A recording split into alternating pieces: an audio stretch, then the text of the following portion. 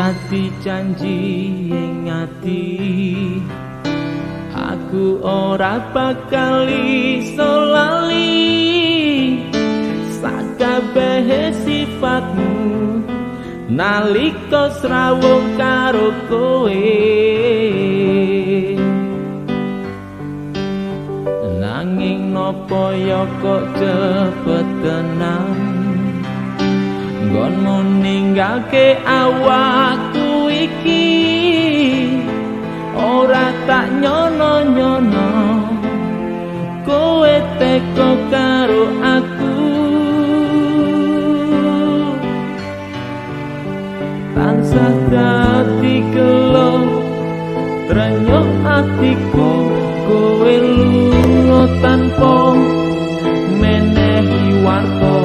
Aku tansah nyuwun marang ing Gusti muga kowe kelingan aku. Gusti paringi ngapura dosa kancaku, amarga Gusti kang saged ngarisi kabeh lelakon uripe.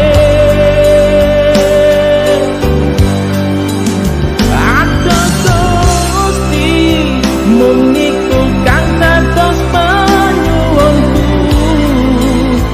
mugi Gusti kersa amaringi sakabeh panyuwunku.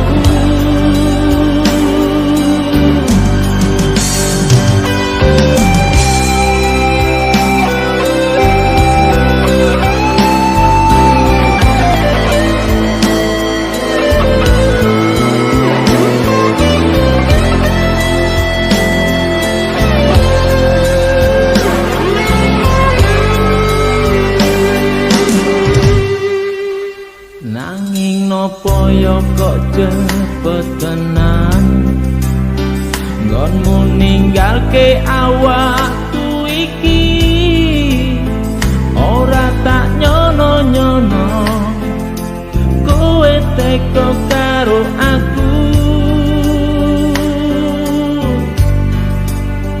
Tansah dadi gelo trenyok atiku kowe